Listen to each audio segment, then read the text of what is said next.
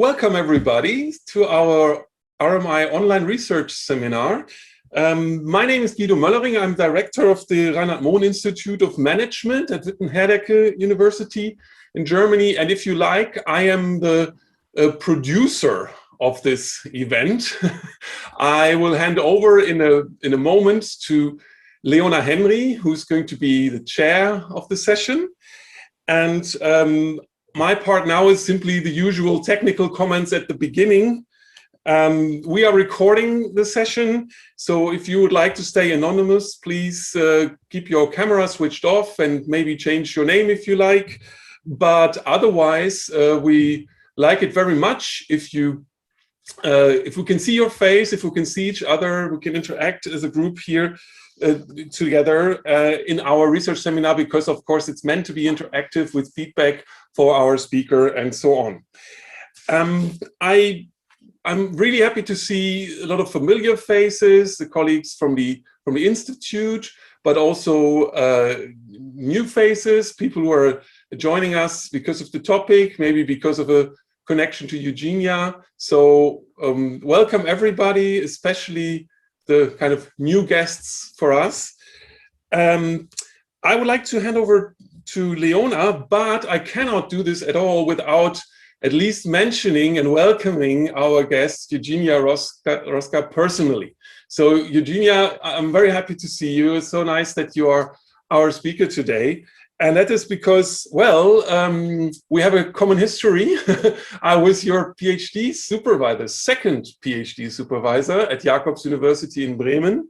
And of course, I remember the great times at the Jacobs University during your project. And I was the person, I think, always insisting on a theory contribution and the theoretical foundations. That's more or less my part as organization theorists to always say like, okay, it's all great. And supply chains, yes, sure. But bottom of the pyramid, why not? But what is your theory? What is your contribution? And so that is my part. And maybe I was a bit tough, but I don't know. At least at the end of the day, you were awarded your PhD with distinction. So I hope it was worth all the pain. And we had a very nice barbecue after your defense. Very nice weather. It was just wonderful. So great memories, and great to see you back 4 years after you completed the PhD, 2 years after you started a family. So really nice to have you. And with this, I now hand over to Leona for chairing this session. Yes, okay, wonderful. So thanks, Guido, for the first introduction. I have the honor to introduce our guest, Eugenia, a little further. But before I do that, maybe a few words about the type of seminar that we're attending today, especially for the people that may be here for the first time.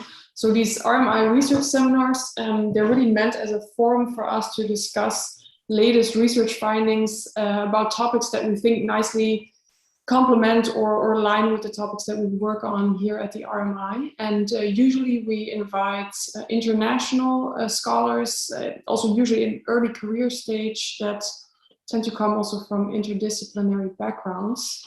And yeah, that brings me back to our guest, Eugenia, who also nicely fits this profile. So Eugenia is an assistant professor at the University of Tilburg currently, where she is also the academic director, of the Master of Supply Chain Management, and she also holds a lecturing position at the University of Colombia. So quite a full plate. Eugenia works on some very, what I perceive as very timely and interesting topics that include, of course, supply chain inclusion that we will discuss today, but also social impact and social innovation more broadly, and also female entrepreneurship, all conducted in empirical settings, such as the bottom of the pyramid. Personally, I think they're really great topics that also align very well with my own research on cross-sector collaboration in the context of sustainability and sustainable development. That is also how I first, let's say, gotten to know Eugenia's work. Then I actually met her during our shared time at Tilburg University, although as is common in Corona times, that was also online, but we already had some nice discussions about our research and research interests. So yeah, I'm also really excited that you're here today, Eugenia, and I think that your co-author is also joining us today, right? Is she already here? Yeah, Wendy Yes. is also here today. Yeah, so Wendy Tate, also a warm welcome. Nice to see that you're also here. If you wish, you can also say a few words about yourself. Otherwise, I would say we can start the seminar. It's up to you guys. So thank you so much, Leona and Guido, for the introduction. Maybe before I go through the slides, maybe Wendy can tell us a little bit, tell you a little bit about the background of the project. We started working on it. Is it, Wendy, a year ago? 2 years ago? No, I was pregnant, I think. So I just realized my daughter is 2 years old now. So the project is almost more or less 2 years old. And Wendy, if you want to say a few words about the project, how it's and the publication history. Yeah, definitely. So so as Eugenia said, we've been working on this for about 2 years. It's been quite an interesting adventure on this research. And by the way, thank you for the invitation for coming here. I love to be at research seminars. So that's one of my favorite places in the whole wide world. Anyway, so along with a doctoral student of mine at the University of Tennessee and Lydia Balls in Mines, we have been working on this research, and we keep hearing that it is a really good and interesting idea, and we should continue along this path. And we originally submitted a manuscript to the Academy of Management Journal, who provided us some really good feedback, but they don't really like supply chain stuff in general. So anyway, but one of the really good feedbacks from that was that it was too big of a project. And Guido, as Eugenia's supervisor, I'm sure she always has these big projects that she's working on. So we had to narrow it down a bit. So we ended up actually having two different manuscripts. One was submitted to the Journal of Business Ethics, and the other one that Eugenia is going to talk about today was submitted to Journal of Operations Management. And to be honest, in both cases, we got a reject and resubmit because they loved the idea, but it wasn't positioned in a way that made sense for these two journals. So we've been working on this Journal of Operations Management paper. We've been working on repositioning. And so this type of seminar, and I actually attended another one with Eugenia a few weeks ago, the feedback is unbelievable. I mean, it helps us so much to actually adapt the manuscript in order to fit the audience. We think we have a fantastic idea. We know we have some interesting data. We know we've done a good job with the methodology. It just seems like the positioning part is what's getting us hung up. So anyway, that's my brief introduction. We do have fun working on this. And by the way, I'm at the University of Tennessee in Knoxville, Tennessee in the United States. So just so you know, I'm a little bit far away from you right now. And it's it's almost lunchtime for you, Wendy, so it's not too bad, right? Right, exactly. Yeah, nice that you're joining us as well, Wendy. Welcome. Maybe before we start the actual seminar, one more logistic comment. So if there are any questions for clarification during Eugenia's presentation, feel free to post them in the chat, and I will kind of subtly try to raise them in between. Otherwise, we would say that we first do the presentation, or let Eugenia do the presentation, and then end with a discussion. So we'll keep enough time for a lively discussion after the presentation. Yeah. All right. So Eugenia, if you're ready for it, then the floor is yours. Let me start sharing my screen. And can you see my screen? Yes. notes, yeah? Yes. Okay, then let me. Okay, so welcome everyone. Again, a warm welcome from my side too. I'm very happy to present to you today some of the research findings we have in this project. And I also prepared, so as Wendy said, we received a reject and resubmit at JM. We would like to submit it back to JM, Journal of Operations Management. For those of you who don't know, it's actually one of our top journals in supply chain management. And we are a little bit working on streamlining the theoretical contribution, or sharpening that. So maybe related also to the theory part that Guido was always pushing during my PhD. So yeah, still, I guess, something to learn and improve as you go. So any comments, especially in this direction, would be absolutely highly appreciated. So I also prepared some slides related to my research interest, but I think we discussed about that already, so I'll keep this very shortly. So I started a lot with the base of the pyramid, frugal innovation, base of the pyramid markets. We also have a paper with Guido related to that as the last chapter in my dissertation, where Wendy Tate was actually a guest editor for the special issue. So the world is very small. But I'm moving a little bit away towards looking at social impacts from a broader perspective, not only at base of the pyramid market. So for example, now I have some projects where I look at B Corps, certain type of organizations which have received the certification from the B Lab, so for their outstanding social environmental impact. And I think they're really interesting examples, really interesting cases. We're looking at their circular supply chains. We're looking at supply chain adaptations needed to drive that type of high impact. And something I'm going to talk about today is the role of intermediaries and multi-stakeholder networks in driving sustainability in global supply chains. So this is the topic of today, but this is also a research stream that I am particularly interested in. And this is certainly not the last project I'm working on in this particular area. So if you have particular comments related to the wider topic, the role of multi-stakeholder networks and intermediaries in driving sustainability, that's also very interesting. Right, so very brief motivation for the project. Well, I think I don't need to tell you much anymore regarding the fact that business as usual is not something that, is regarded as positive, so to say. So we need to change the way of doing business.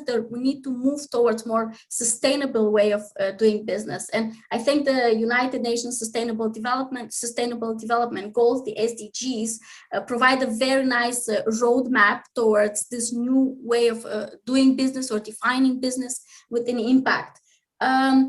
So in the academic literature, George et al. In AMJ paper, they defined this as addressing grand challenges, grand societal challenges. And what they also mentioned is that there needs to be collective action, multi-level collective action to address this grand challenges. Now, if you look in practice, I think there are already some collective efforts that are taking place and trying to shift this mindset of traditional businesses to conduct business in a more sustainable way. And I have here a couple of examples of such collective efforts. For example, the Global Compact of the United Nations, and they are more focused on sharing best practices and disseminating knowledge. Certification systems like the B Lab, what I mentioned before, but also the example I have here with sustainable palm oil or sustainable forestry. So providing a certification that your processes are actually sustainable. Or multi-stakeholder initiatives which try to address governance gaps. For example, the Fair Labor Association, which brought together major companies in the apparel sector, and they are trying to help global major companies to address labor issues at supplier factories in developing countries. So these are some of the organizations that we call intermediaries. I know it's very broad definition. I'm going to present it in a second, but this is the type of organizations that were actually interested in this research, and and beyond this research, actually, how can they actually help companies bring in sustainability internally, but also how can they help companies diffuse sustainability upstream and downstream in their supply chains. So how do we define intermediaries? So I have here a definition from Kistrup. We define them as organizations from public, private, or not-for-profit sector who connect stakeholders at micro, and macro levels and coordinate activities among multiple partners. That's the basic definition that we start with. Now, if you look into the literature, who are these intermediaries and to what extent the literature has already investigated them? If you look into the wider management literature, there is a little bit on, there's some literature on institutional intermediaries, especially talking about their role in developing in emerging markets and the fact that they serve as substitutes for more formal institutions. Some examples discussed, for example, by Mayer et al. Or NGOs or business incubators by Dut et al. Now, if you look into the sustainability management literature, which is really emerging at the moment, we talk about brokers, and more specifically circularity brokers, that's in the area of circular economy. For example, digital platforms, online marketplaces, which try to mediate or fill in this gap between consumers and producers. So they are quite important. So they fill in quite important gaps in the circular, the transition to the circular economy. Now, if you look into the supply chain and operations management literature, this topic has been less studied, but quite some recent efforts in this direction. And we talk about NGOs. There are a couple of studies looking at NGOs and how they can help companies, for example, develop poverty alleviation programs to source from BOP producers, from developing countries producers. How can global NGOs help companies interpret informal requirements of certain suppliers in developing countries? I already discussed about the Fair Labor Association example, and I have done some previous work where I looked at a non-profit consulting firm, BOP Innovation Lab, Innovation Inc., and how they actually work with companies to help them develop sustainable operations, was specifically for base of the pyramid markets. So what you can see here is that there are some efforts into looking at these intermediaries and trying to understand how can they actually diffuse, how can they help companies diffuse sustainability in their supply chains. Now, if we're going back to a more supply chain perspective, the traditional view that we have in the supply chain literature, and I have here from a well-regarded paper, is that you have a physical supply chain. Yeah, so material flows between supplier, focal firms, and customers. And then you have what we call the support flow.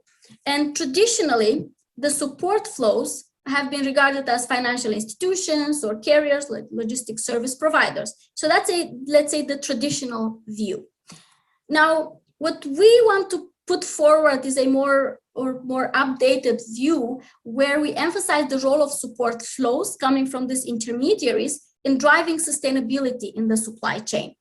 And here I have a couple of examples. For example, at the producer level, at the OEM level, manufacturer, these intermediaries can contribute knowledge flows, financial flows, sustainability. For sustainability, this is based on some previous work that Wendy and Lydia did with some cases from Haiti.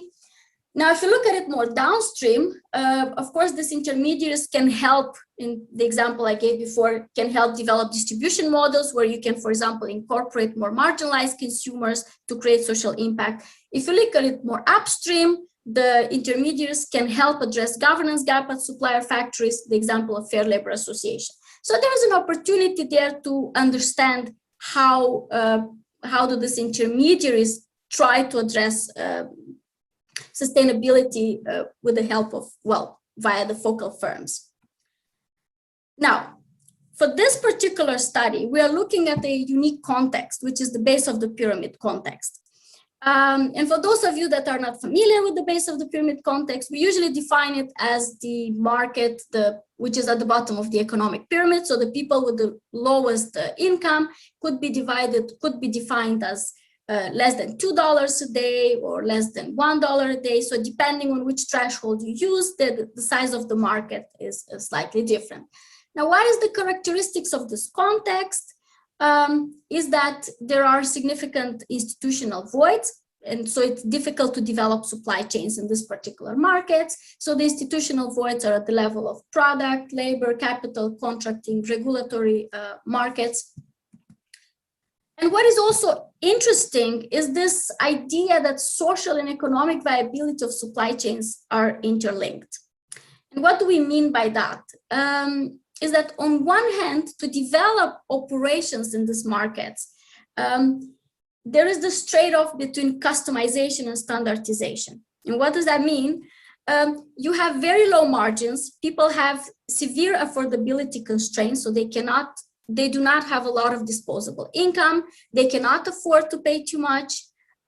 So you have low margins. You need to scale to actually, so you need large volumes to be able to actually make money or to break even.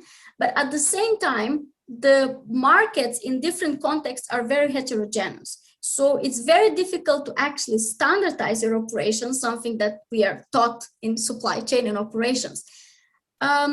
Now, this was about the economic viability. If you look at the social viability, of course, these are more vulnerable actors, vulnerable more from a cognitive point of view, but also from an economic and social point of view, usually marginalized.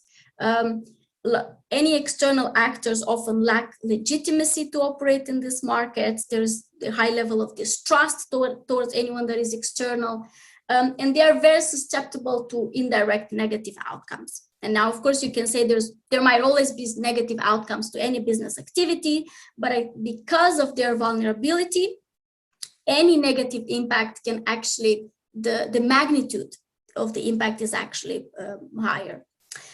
So something that the literature also shows is that to address the needs of this market, there is intermediaries are actually very important. You have different types of intermediaries, a wide range of intermediaries, which are essential in this particular markets. So that's what we're trying to look at in this project. We're looking at the BOP context. We're looking at the intermediaries and how can they actually help address this challenge of linked social and economic viability of supply chains in this particular context. So far, so good. Did I lose you on the way? You're still here? Am I talking too fast? No, I think you're all good, Eugenia. Just for you, you have about, let's say if we stick to 30 minutes, you have about 22 minutes left. Okay. That's good. Okay, so for the theory part, and that's for Guido, I have to say, we're drawing on the insights from the relational view. And I guess I'm not going to spend much time on this. I think it's one of the established theories. You know more about the relational view. It's basically about specific linkages, interfirm linkages, and how can this serve as a source of competitive advantage for the firm. And we draw specifically on the 4 key tenets of the relational view: the relation-specific assets, knowledge sharing routines, complementary resources and capabilities, and effective governance. And I'll go back during my findings, I'll go back to this a bit more in detail. For now, the research questions that we're trying to address in the studies: how do intermediaries help focal firms achieve economic and social viability while serving base of the pyramid customers? And 2 particular sub-questions to address that. On one hand is, we're trying to understand what are the key drivers of economic and social viability of supply chains in this context. And second is, which mechanisms of intermediary activities are needed to address these drivers. And maybe I take here 1 second, stop sharing my slides. That was an advice I received from Guido. And just to ask you, does it make sense what I talked so far? Did everything I talked so far bring you to this particular question?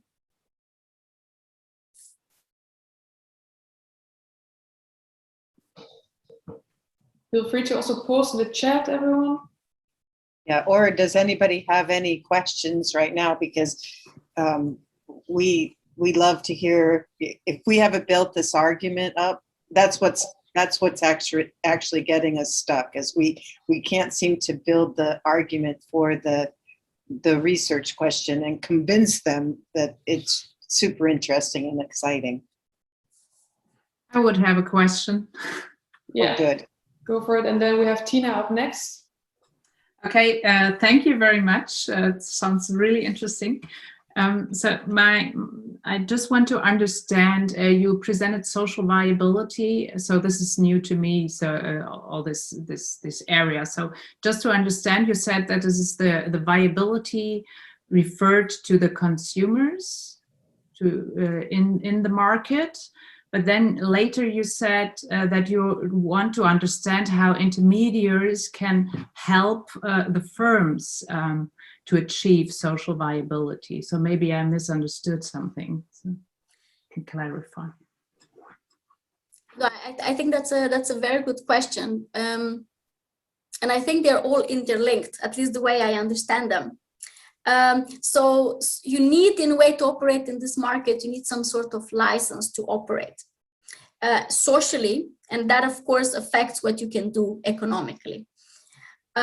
So in a way, it's the viability of the supply chain, but that a lot of it depends on the legitimacy you have in front of the consumers. If that makes any sense.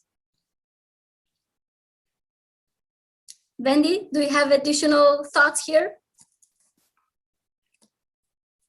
So I was actually, when Simone mentioned the viability part, I was in my mind trying to say, how are we actually measuring that? I mean, I don't know that we have, other than saying we made something better, or we made it, you know, it's in existence. So, because I know the question comes up a lot when we say social impact as well. So how do we measure viability? Yeah, and we don't really measure it. Right, we just kind of say it. It just kind of exists. So it's a really good point, because we need to think about that, because if we're saying that we're actually making improvements in some way to the social viability, we better define what that means. Mm.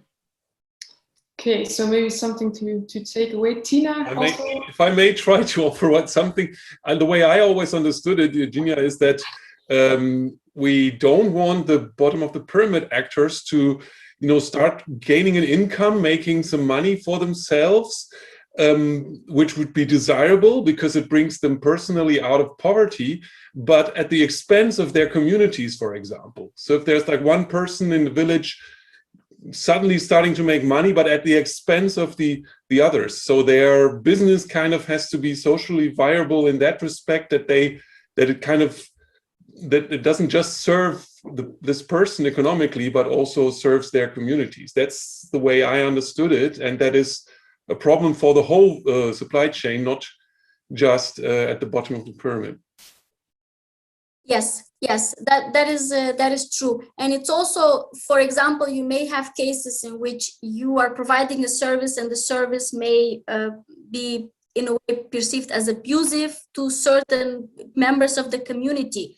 And the challenge here is that it's often difficult to assess what is socially viable in different communities. Yeah, so what often, and I think we'll talk later in the findings, but what often happens is that intermediaries can help to translate this requirement, this local requirements, what is viable, what is accepted, and what not. All right, let's move on to the next question by Tina. Okay. Yeah, so thank you so far for your presentation, and I'm also interested in your research, as I see some slight similarities to my own research, as I am also studying third parties, and so intermediaries are also quite common in my research project. And what came up into my mind when I read your paper, you're mentioning, and also you did during your presentation, you have within the supply chain the suppliers, the focal firms, and the customers. And then on top of that, you have those intermediaries. And for me, it was sometimes not quite clear to understand what's the level of your analysis, because is it more about facilitation and mediating between those different stakeholders? But on the other hand, it's also about this dyadic relationship between the intermediary and the focal firm. And so I had the feeling that you're kind of researching both within your study, but that was not quite clear for me. Yeah. You know, that is, as an editor of a journal, I can only tell you how frustrating it is when I don't know what the unit of analysis is for, you know, or alternatively, the unit of analysis is inappropriately applied for the theory that's part of the manuscript.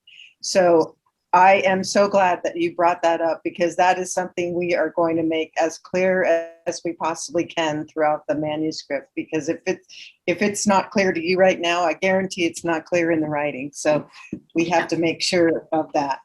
Sorry, Eugenia. It's like one of my pet peeves of writing. No, that's very true. And I think, let me address, I'll explain this right now in the methodology slide, what is the intention? But yeah, I think this is certainly something we have to make more clear. All right. Okay, so let me, you can see it fully clear now? Yes, all good. Okay, so what did we do in the study to address the research question? So here's the research design. Actually, we have a more complicated figure, but I simplified it a little bit. So there were 2 stages to the research.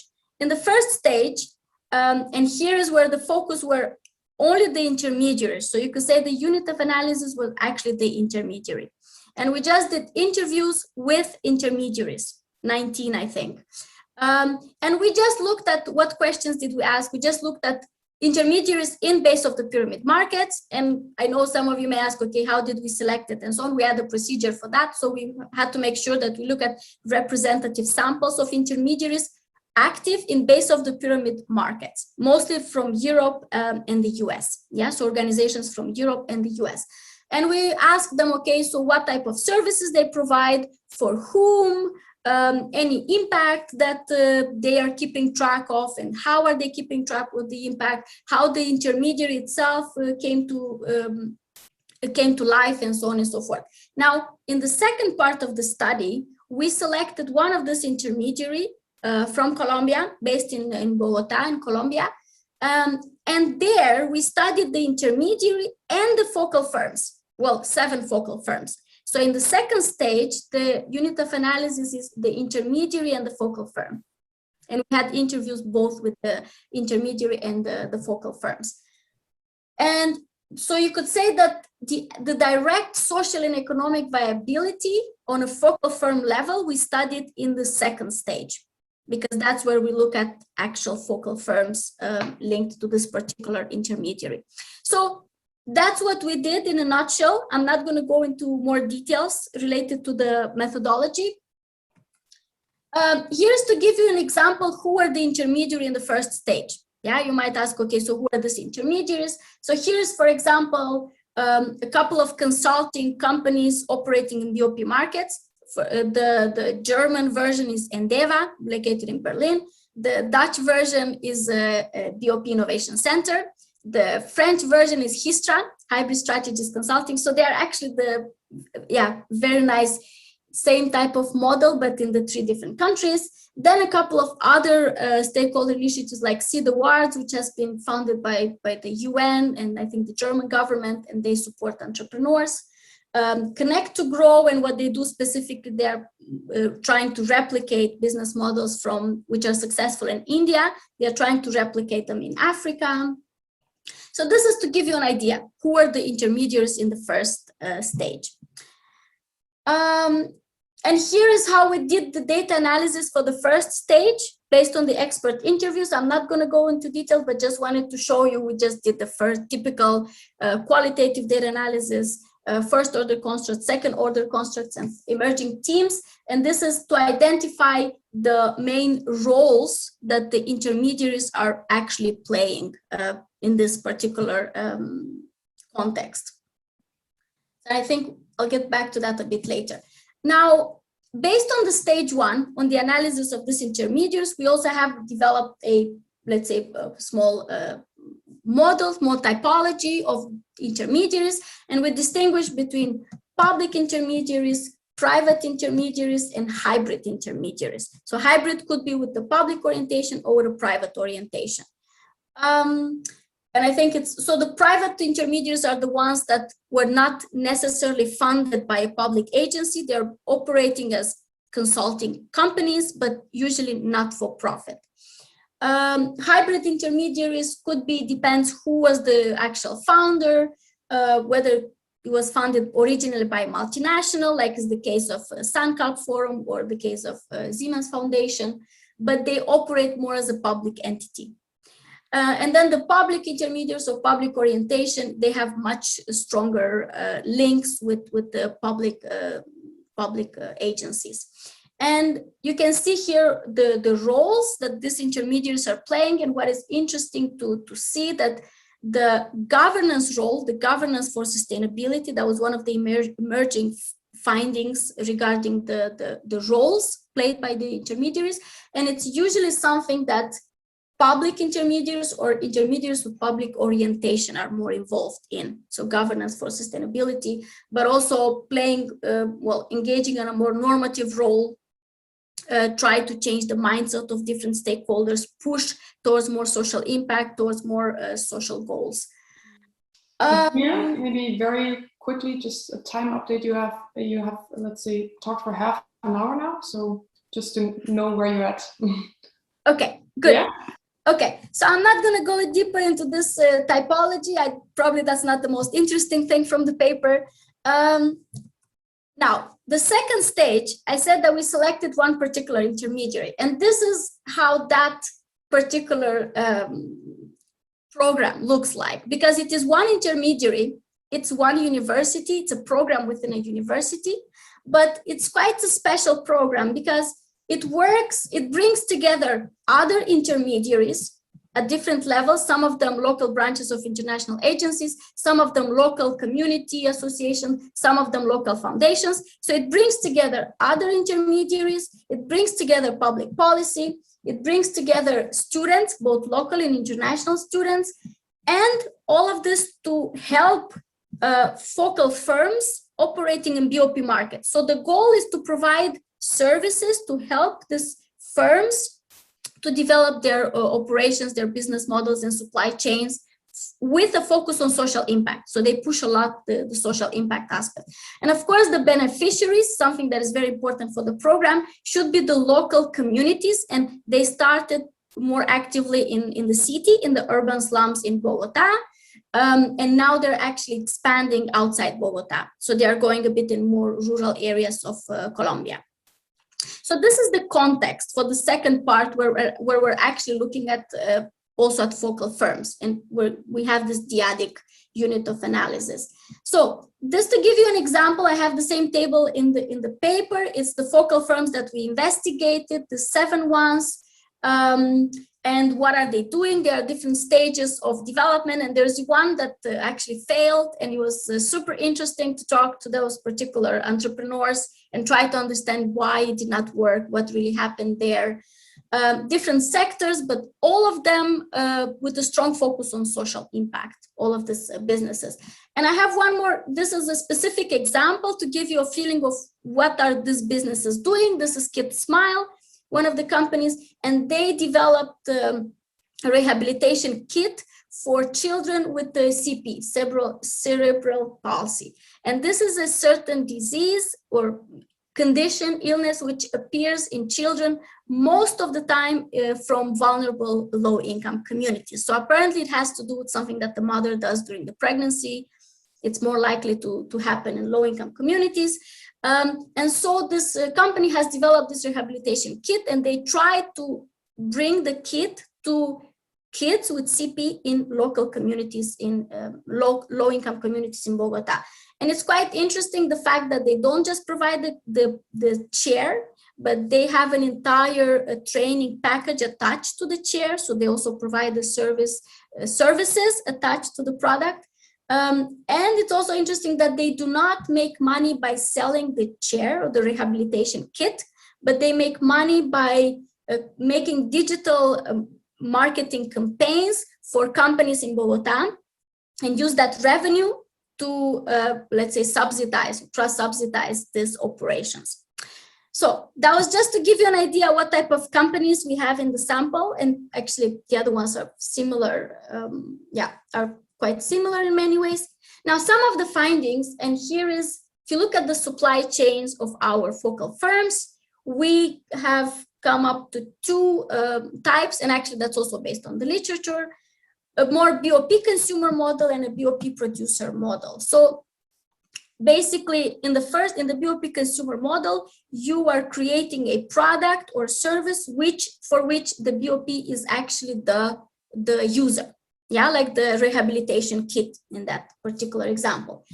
For the BOP producer model, you can think of it as more, for example, the fair trade models where you're actually sourcing from BOP producers. You can source coffee, you can source labor, for example, work of artisans, and so on and so forth. So two types of models, two types of supply chains, and we have intermediaries.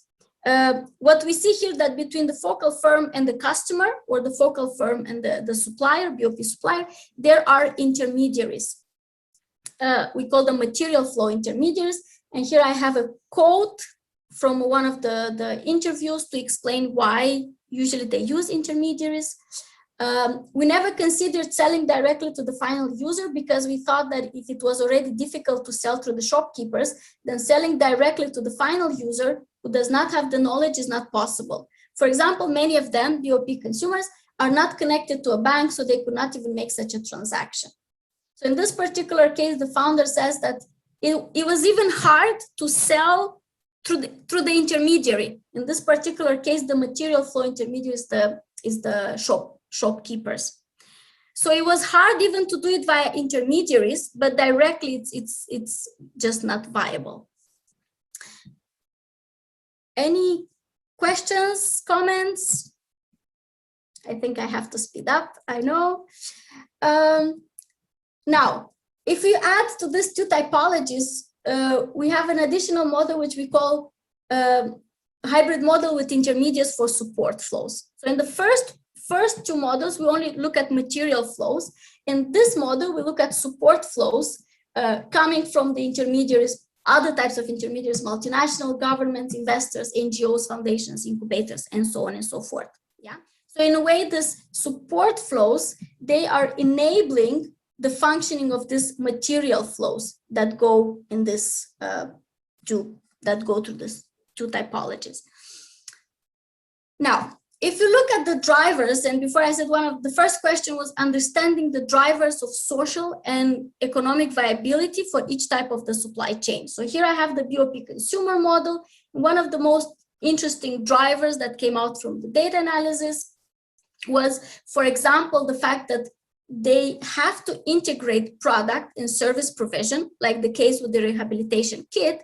However, the services usually are very cost intensive. They are needed, so they need to be provided, but they are very cost intensive for this particular enterprises. So the social services are the ones creating social impact and social viability to a certain extent, but they are in a way at odds with the economic viability. Now, if you look at the second one, and here's a bit more broader, the fact that for a lot of these companies, you could see this tension between the social and economic logics, and how does that actually translate in inefficient operations. So there was another example of a company who was using or sourcing work from local women in the community, and they were paying those women way too much, trying to create an impact. But what that resulted is in a final price for the boots. They were producing some boots of $100 per pair of boots or something like that, which was completely unrealistic. They actually couldn't sell the boots. They were trying to say, okay, we are creating impact and so on and so forth. So having this very strong focus on social objectives was actually really at odds with the economic viability. And this was the case. This is the case for a lot of these companies. And then the other two is transitioning from informal to formal business, that a lot of the time to expand or to acquire certain funding, they need to become formal businesses. Some of them are not.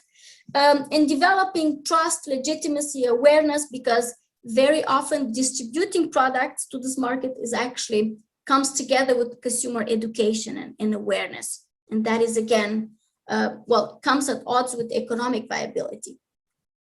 Now, if you look at the BOP producer model, the second typology, I think the first, some of the aspects are quite similar, but maybe the last one is addressing the needs of vulnerable producers, that very often to create social viability, you actually need to address the needs of the vulnerable producers. But it's very difficult to do it in a way that is still efficient for you to manage your operations. Okay, so now looking at the role of intermediaries, and I'm going to try to keep this part short, although I have also some quotes here. And drawing on the relational view, we try to develop some mechanisms on how intermediaries actually help these focal firms to address social and economic viability. So the first one was formalization, and the fact that by engaging with the intermediaries, these focal firms were really able to transition from informal to formal businesses. And that actually has a huge impact on their economic viability. And another interesting aspect here was the fact that it was not just the business going from informal to formal, but very often the intermediaries were helping the businesses to convert informal knowledge from the community, to convert it into something that was more tangible, into a business opportunity or into a specific knowledge on how the community actually works. And here is another interesting quote, but I think I will skip it for now.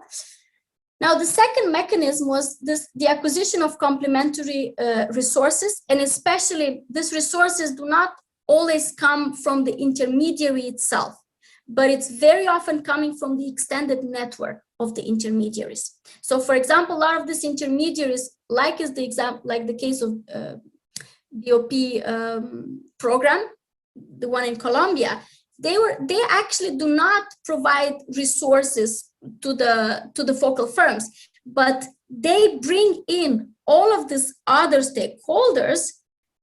So the focal firms are actually getting resources through the extended network of the RMI program, the BOP Challenge program. And I think that the main driver addressed here is, of course, economic viability, but it also has some social implications, or implications for social viability, because in some of the cases, the BOP Challenge program was also bringing, for example, community association. We went to a community house in Bogota. So the focal firms were themselves trying to get to know better the right people in the local communities. So it was also contributing, let's say, to their social viability.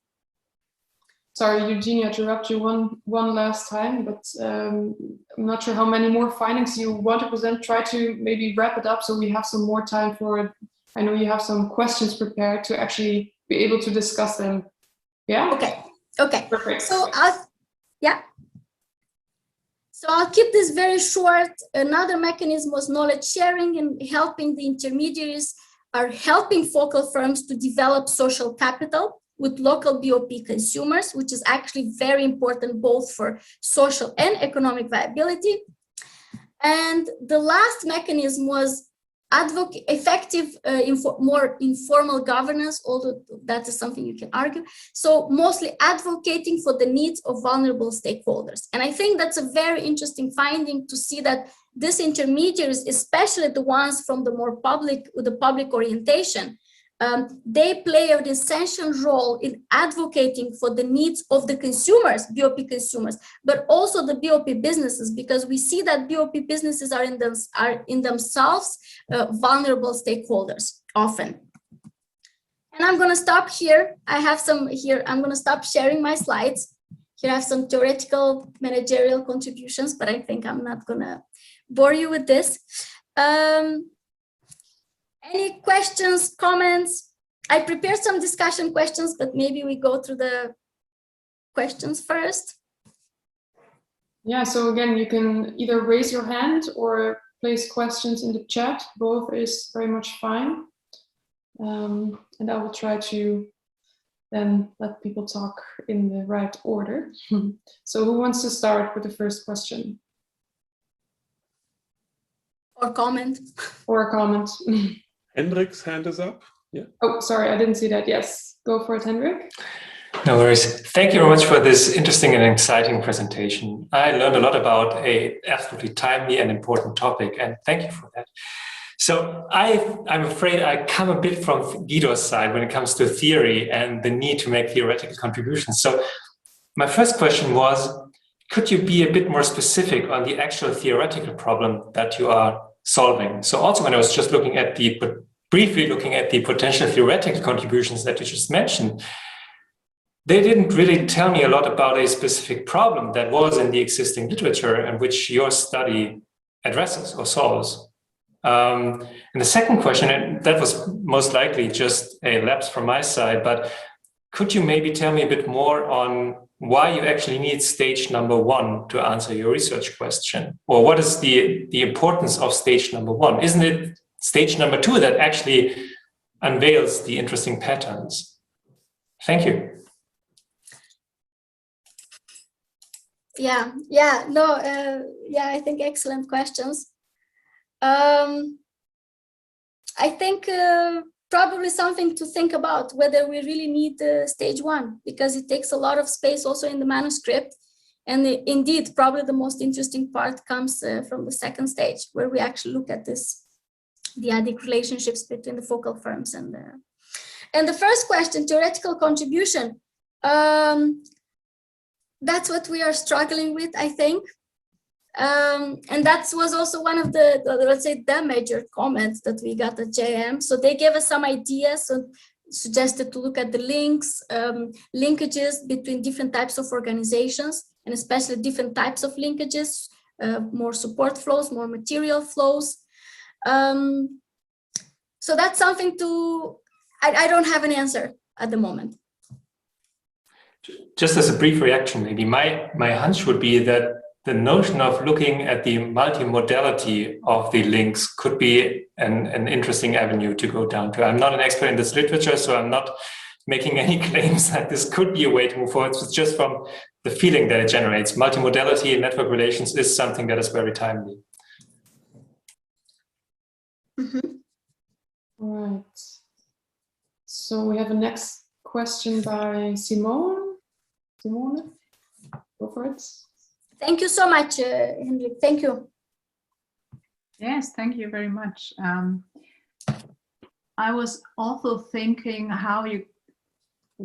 where you actually position your research. So what is the audience you want to address, the academic audience? And I wondered if it's really the supply chain management scholars that you want to address. I mean, because what you said at the beginning, you said we should go beyond just looking at the physical flows in supply chains.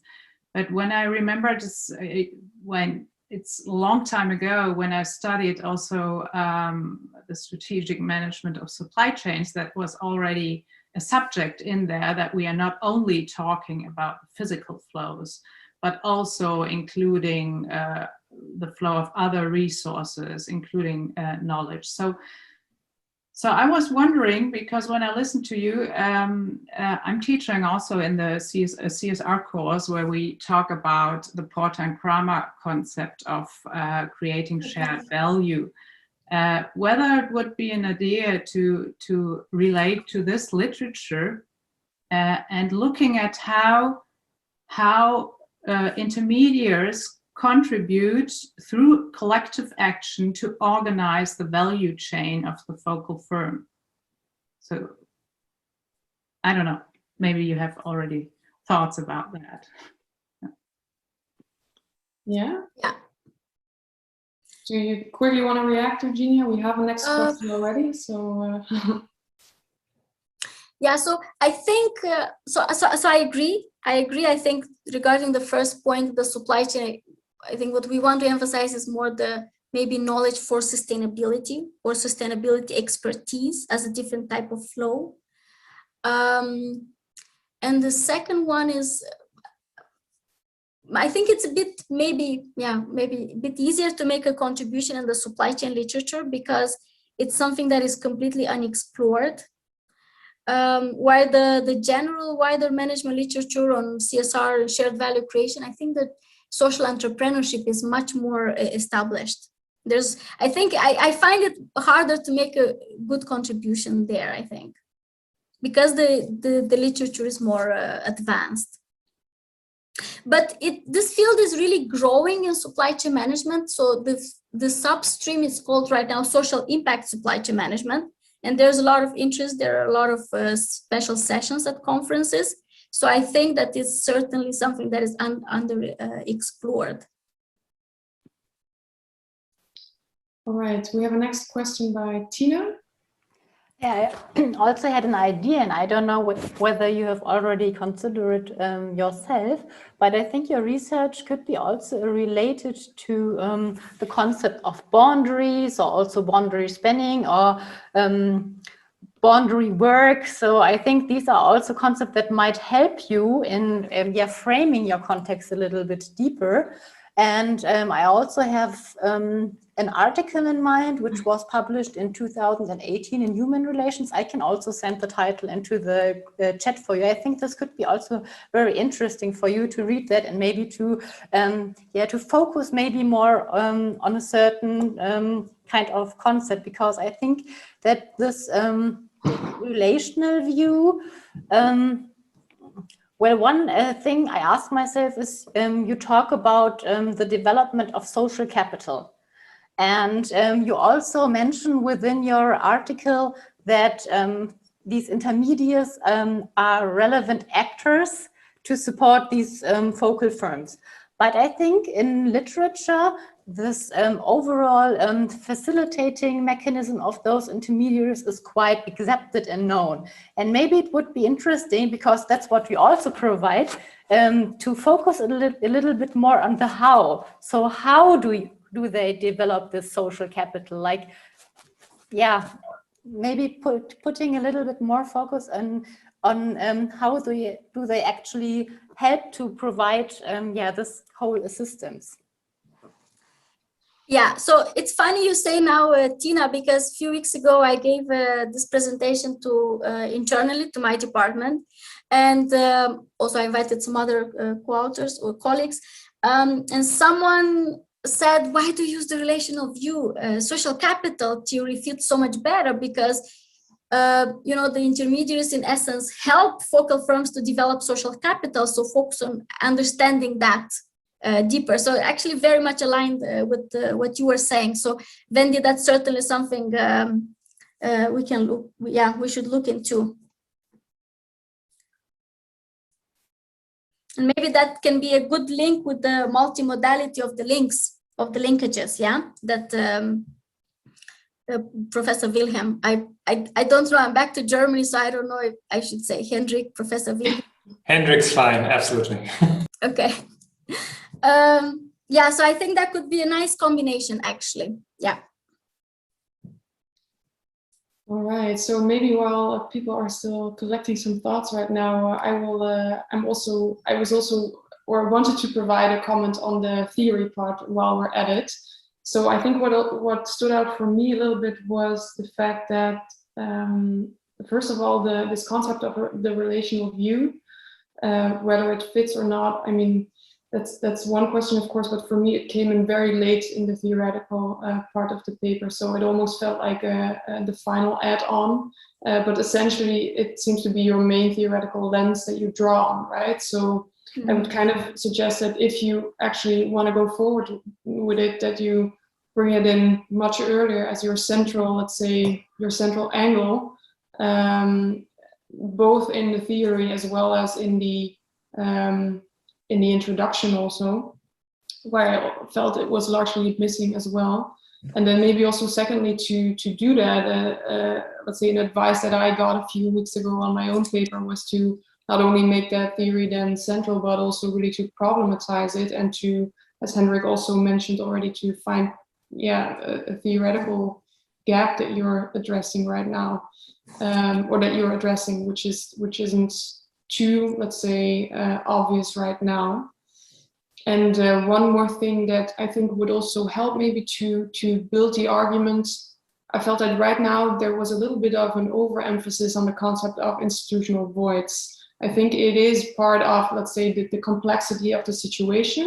But if I start reading the paper now, I would expect that institutional voids is the central problem. And if I look at your presentation and hear your story, the central problem is not institutional voids, but much more, it seems to be a trade-off between economic and social viability that's maybe related to voids, but it's not caused by voids, right? So my kind of personal sense would be to maybe, let's say, make the emphasis on institutional voids not as large as it is right now. But I think also it's a really interesting paper. My personal view is that there's maybe right now there's 3 papers in it.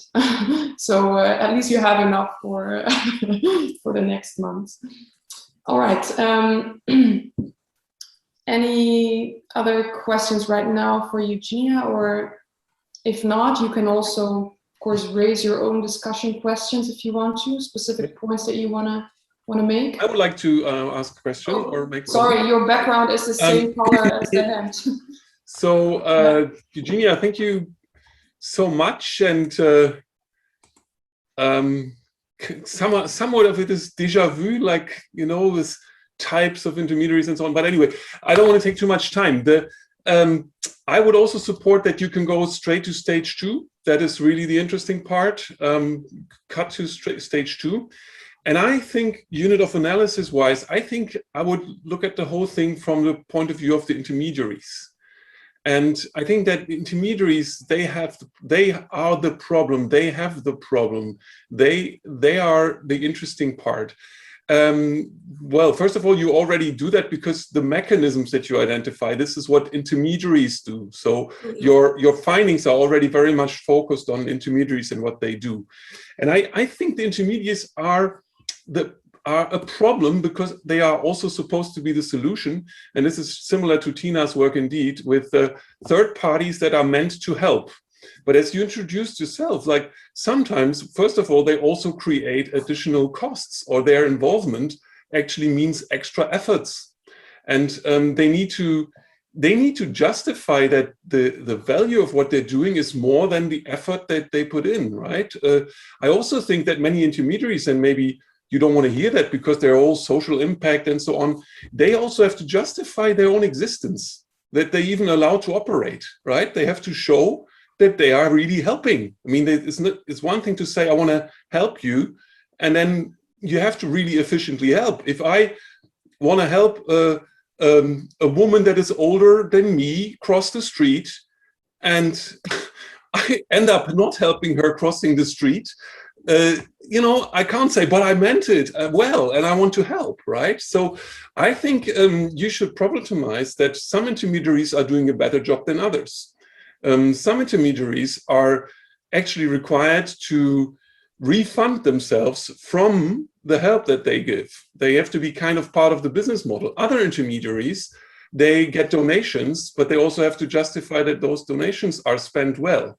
And so I think we really have we do have a problem here, that intermediaries need to prove that their intermediation is actually worth something. And that is a new problem, I guess, because I think it's taken at the moment in your kind of research as a kind of, that is the silver bullet, get some intermediaries in. But what if they are, some of them at least, are not really that helpful? Yeah. And a final thought on that, and which is really maybe the most interesting one, also again connecting with Tina's work, actually the goal of the intermediaries should be to be superfluous. They should only help to get things started. And then if they were working out, they should disappear. They should no longer be necessary, right? So it's a temporary facilitation that they should provide. And then how do they pull themselves out again if they actually need this kind of activity to either refund themselves or at least maintain their reputation, sorry.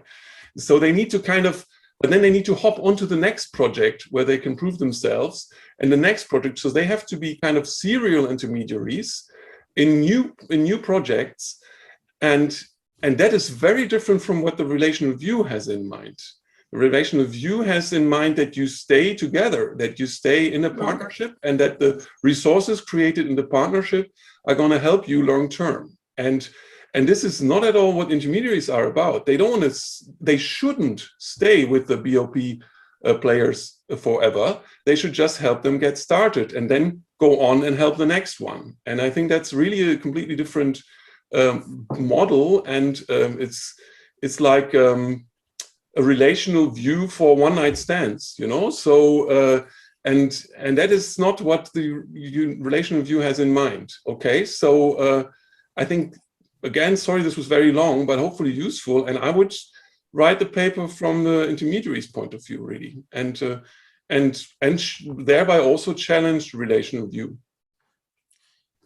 So thank you so much. I think this is very good. That was also one of my discussion questions. Under which conditions can intermediary efforts actually hinder sustainability efforts? And maybe to follow up on this, I was thinking about this context. So I know very well this intermediary in Colombia. I've been there, and I know a lot of the companies from there. And I was also trying to think, is it always useful what they are doing this for the focal firms? When can you say, okay, they're actually not helping, but they're hurting? And if someone has some ideas in this direction, how can I think about it? Because maybe some of this data or activities, they are right here in front of my eyes, but I can't see them because I have this very positive mindset, right? So like Guido said, I like to look at them like, okay, they're doing good things. So maybe I don't really see the right things.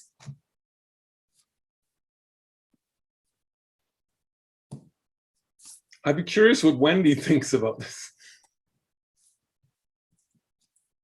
Sorry to put you on the spot, but no, I was thinking how very interesting your insights about intermediaries are, and I love the idea of relational view for one night stands. That's like the best thing I've heard for a long time. But you know, I would say in reality, it's true. Years ago, Lydia and I did that work in Haiti with these social entrepreneurs, and we found, I mean, there were many people involved in the delivery of, oftentimes it was a service, but sometimes it was a product as well.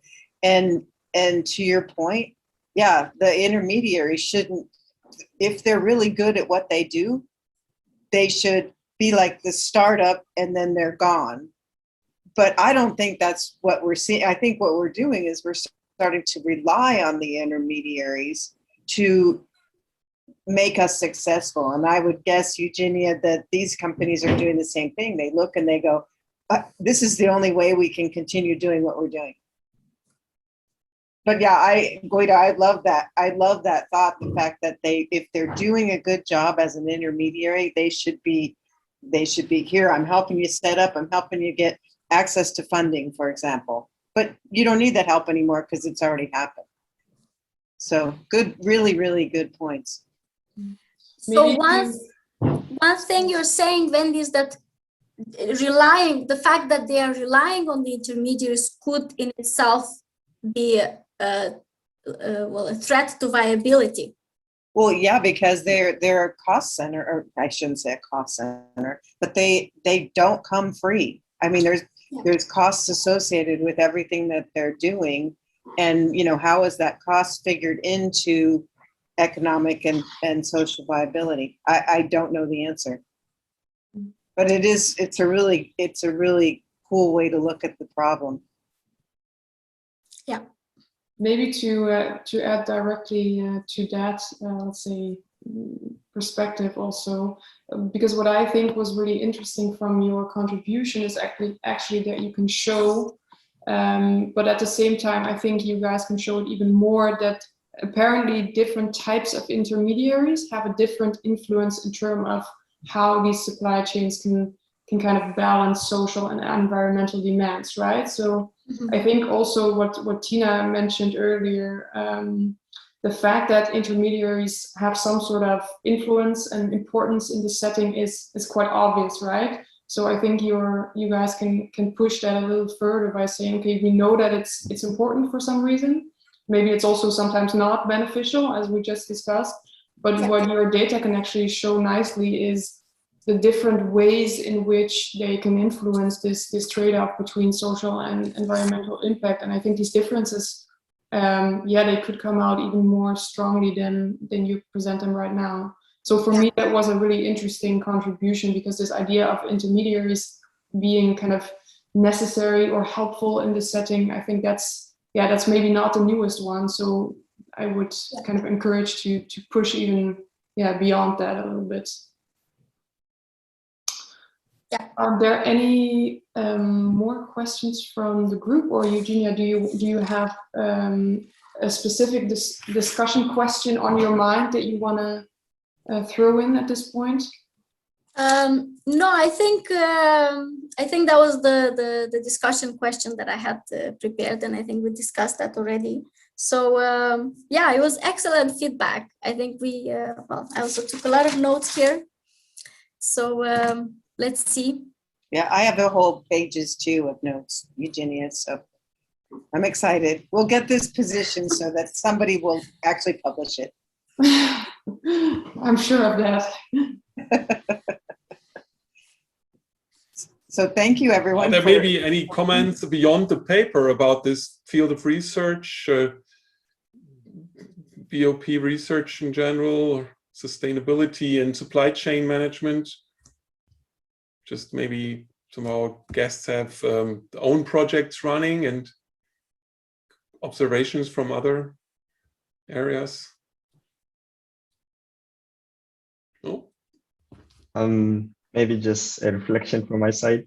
I'm very curious how this can also be really applied in practice, because of course I'm not part of academia. I'm coming from the business part of it, and as someone who comes from who grew up in a, let's say, a different society. So I grew up in Zimbabwe, and I think this kind of companies, so the intermediaries, are very important. So I'll be really curious to also, know beyond the, let's say, the academic bits, but also then going into, how practically, how can this also be applied? Yeah, that's a good question as well. And we in other research, we actually were taking the perspective of how can big businesses, the Procter and Gamble's and these kinds of organizations, actually have the social impact that they claim to have. I mean, many on their websites say they do all these social impact things, but they can't. It's so challenging because it's like, if you have this thing that you're doing, like say you're P&G, perfect example. They have these water tablets that are they take and purify water, so they're fantastic, right? Because many people don't have the water that's needed. So Procter and Gamble initially set this up within their big organizational boundaries, and you'd think with the fantastic supply chain and just amazing technology that they could have taken these little tiny packets and gotten them to all the people that need clean water in the world. Well, they couldn't. I mean, it was basically impossible, and for many reasons. One, that people were like, we've always done things this way, and we're not going to do it again, right? I mean, we don't boil water here. I mean, that's the kind of stuff. So they basically ended up pulling that division out of Procter and Gamble and made it a not-for-profit, an intermediary of sorts, and then it's gotten more traction.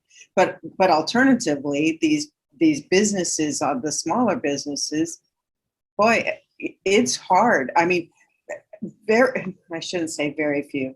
It's challenging to get them to mature and to scale up. So they have fantastic business models, but how can we take those business models and grow them? And it's been very few. I mean, Eugenia, there's maybe one of these companies that we would say is mature, which is, I think it's crazy. So it's a whole business problem. And we always thought we could take the learnings from these small businesses and give them to the bigger organizations. But I don't know if that's possible yet. Are there any other questions for Eugenia and Wendy? Or any other comments? Yeah. And I do have to drop off and go on another call. So I appreciate this. I think I wish we'd organize research talks like this, because I just think they're fantastic. All right. Well, thank you so much for joining. It was a pleasure. Thank you. Bye, Wendy. Bye. Bye. All right. So if there's no more questions at this point, then I think we can close off, right? Eugenia, thank you so much again. It was really great to listen to your paper and presentation. I actually have a few more feedback and comments, but I will send them to you personally. Otherwise, please do so. And another hour here, so I will not do that to my colleagues. I think, Guido, you wanted to mention the upcoming seminars, right? Which we... That's right. Yeah, thank you, Leona. So also thank you for chairing the meeting, Leona. And Eugenia, it was wonderful to hear about your project, also together with Wendy, whom I didn't know before. So that was a nice opportunity. Thanks so much. And everybody else, thank you for joining. Let's just look forward to the other events that we have planned for this semester. So this is only the first out of 3 research seminars that we are going to run this semester. The next one on the 17th of June is by Anne Gausdal from Christiania University in Norway. And her topic is managing networks, especially usually in innovation context and innovation networks. She's done a lot of research over many years, and I think she's going to present an overview of the different research she has done.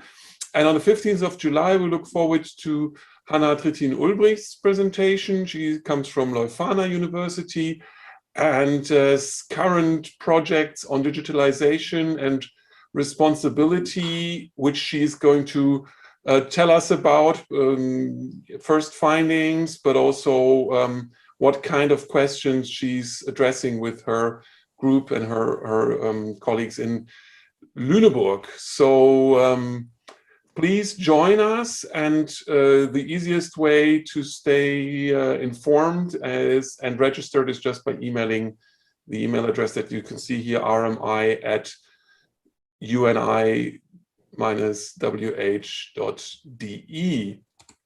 Thank you, and I hope everybody will have a great evening, and we'll see each other again soon. Thank you very much, and goodbye. Goodbye, and thank you so much, everyone, for joining.